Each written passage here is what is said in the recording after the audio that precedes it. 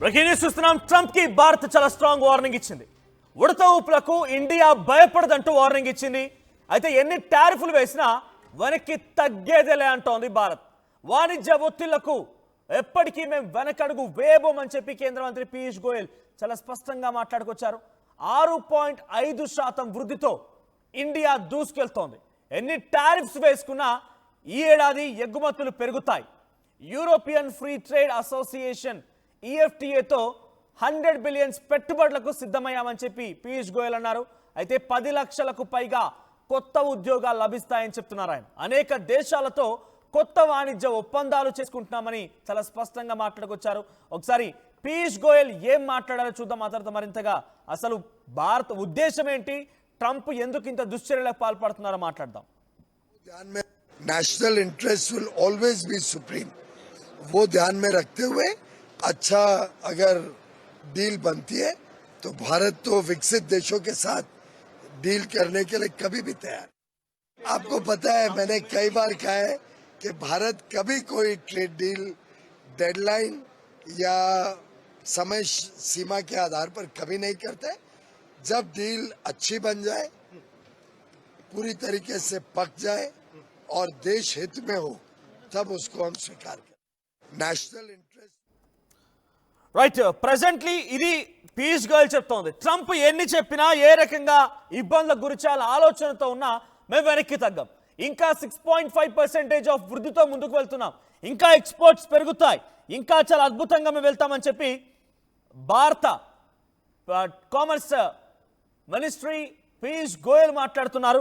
ఏదేమైనా ప్రస్తుతానికి మన భారత్ నుంచి ఎటువంటి ఎక్స్పోర్ట్స్ ఉన్నాయని చూస్తే 2024-2025 మధ్య సుమారుగా 437.42 బిలియన్ ఎక్స్పోర్ట్స్ ఉన్నాయి. So merchandise exports. ఇక సర్వీస్ ఎక్స్పోర్ట్స్ విషయానికి వస్తే $383.51 బిలియన్ తోని సర్వీస్ ఎక్స్పోర్ట్స్ ఉన్నాయి. ఓవరాల్గా 2024-2025 అంటే ఈ ఫైనాన్షియల్ ఇయర్లో $820 బిలియన్ యొక్క ఎక్స్పోర్ట్స్ భారతదేశం చేస్తోంది. సో ట్రంప్ చెప్తే ఆపడమో, ట్రంప్ చెప్తే ఆగిపోవడమో, ట్రంప్ చెప్పాడని భయపడిపోవడమో ఇది ఏమాత్రం కుదరదు.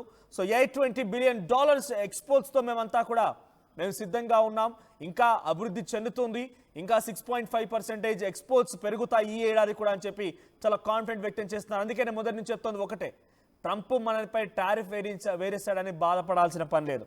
మనం ఇప్పుడు అన్నం తింటుంటే రేపటి రోజున గంజిని లేని తాగం. అంత దుర్మార్గమైనటువంటి పరిస్థితి, అంత దౌర్భాగ్యమైన పరిస్థితికి భారత్ ఇంకా దిగజారలేదు. ఆయన చెప్పాడని మనం లొంగిపోతే మన ఆత్మగౌరవం దెబ్బతింటుంది. కానీ ఆర్థికంగా మళ్ళీ పుంజుకోవచ్చు. కానీ ఆత్మగౌరవం ఒకసారి వెళ్తే డెఫినెట్గా కొన్ని సందర్భాల్లో సెల్ఫ్ రెస్పెక్ట్ అనేది చాలా ఇంపార్టెంట్. సో ప్రపంచ దేశాలు మొత్తం కూడా అందరిలాగానే మనం కూడా భారత్ కనుక తలొగ్గితే డెఫినెట్గా మనపై కూడా మచ్చపడుతుంది. కాబట్టి వెనక్కి తగ్గాల్సిన పని లేదు, అంత అవసరం అంతకంటే లేదు. సో చాలా క్లియర్గానే చెప్తున్న మాట ఏంటంటే 6.5%తో ముందుకు వెళ్తున్నాం. అంత వృద్ధిలో ఉన్నాం మనం. సో కొత్తగా 10 లక్షల ఉద్యోగాలు కూడా వస్తాయి, కొత్తగా పెట్టుబడులు కూడా వస్తాయని చాలా స్పష్టంగా చెప్తున్నారు ఆయన. సో ఏదేమైనా ఇప్పటికే $820 బిలియన్ ఎక్స్పోర్ట్స్తో ఇండియా దూసుకెళ్తోంది. ఇది ఇంకా పెరిగే అవకాశం ఉందట. మా ప్రతినిధి మధు అందుబాటులో ఉన్నారు. మధు, సో ప్రెసెంట్ ఇంకా ఎక్స్పోర్ట్స్ పెరుగుతాయి, ఏమాత్రం భయపడాల్సిన పని లేదు అని చెప్పి ట్రంప్కి చాలా స్ట్రైట్గా వార్నింగ్ ఇస్తోంది భారత్. ఎలా చూడాలి ఈ విషయాలపైన? అటు అమెరికా ఎటువంటి రెస్పాన్స్ ఇచ్చే అవకాశం ఉంది?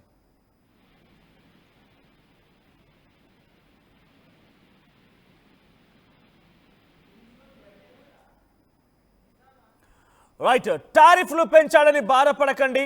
టారిఫ్లు పెంచితే ఇది అమెరికాకే దెబ్బ, అమెరికాకి పెను ముప్పు.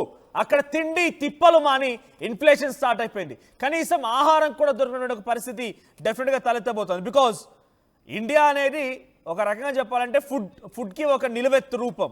సో అటువంటి ప్రొడక్షన్ మొత్తం మన దగ్గర జరుగుతూ ఉంటాయి. అది రైస్ కానివ్వండి, ఫ్రూట్స్ కానివ్వండి, ప్రతిదీ కూడా India is the highest export of food.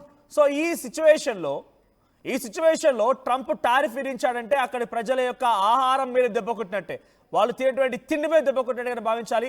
మా ప్రతినిధి మధు అందుబాటులోకి వచ్చారు. మధు, సో ప్రెసెంట్ టారిఫ్లు విధించాడని బాధపడకండి, మనకు ఇంకా వృద్ధి రేటు పెరుగుతోంది, అంటే ఇంకా ఎక్స్పోర్ట్స్ పర్సంటేజ్ పెరుగుతోంది, రానున్న రోజుల్లో కొత్త ఉద్యోగాలు కూడా వస్తాయని చెప్పి పీయూష్ గోయల్ మాట్లాడుతున్నారు. ఇలా చూడాలి. ఎగ్జాక్ట్లీ, అంటే 50% టారిఫ్స్ విధించడం పైన భారత్ కూడా ధీటుగానే రెస్పాండ్ అవుతా ఉంది. ఇంకా ఇతర దేశాలతో ఒప్పందాలు చేసుకుంటున్నాము. కొత్తగా 10 లక్షల ఉద్యోగాలు వస్తాయి, పెద్దగా ఇబ్బంది ఏం లేదు. అనేక దేశాలతో చేసుకుంటున్నటువంటి ఒప్పందాలతో ఇంకా అభివృద్ధి చెందుతుంది. ఆల్రెడీ 6.5 వృద్ధితో భారత్ ముందుకు తీసుకెళ్తా ఉంది ఆర్థికంగా.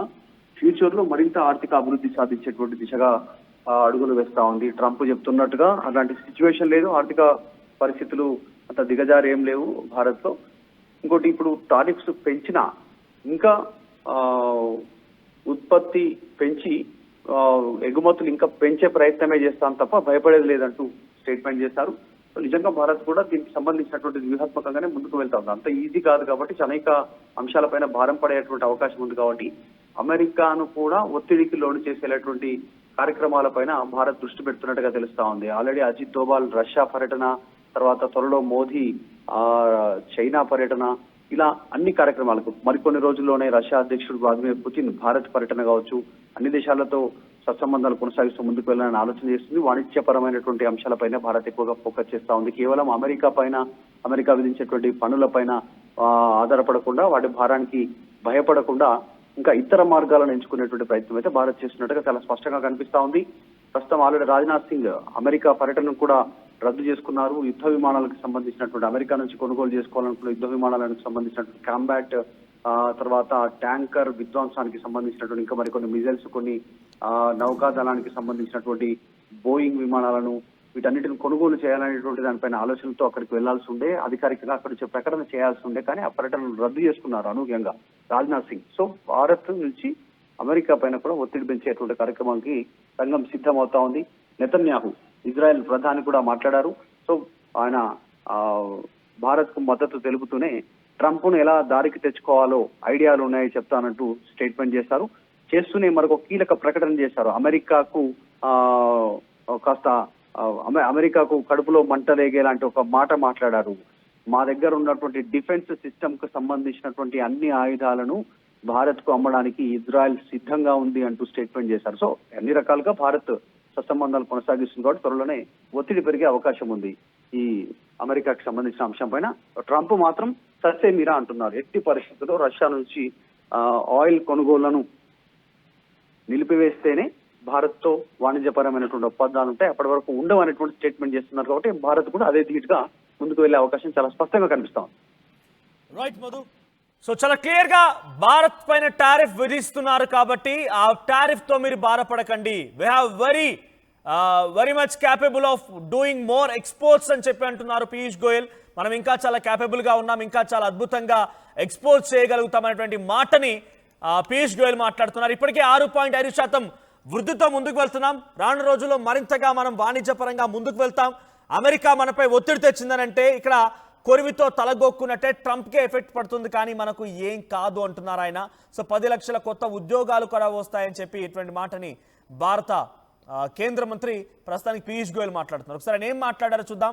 సో మరీ ముఖ్యంగా డొనాల్డ్ ట్రంప్ యొక్క వ్యవహార శైలికి భారత్ ఇచ్చే కౌంటర్ కరెక్టేనా? మీ అభిప్రాయం ఏంటి? డొనాల్డ్ ట్రంప్ వ్యవహార శైలి పైన మీ అభిప్రాయాన్ని కామెంట్ చేసే ప్రయత్నం చేయండి.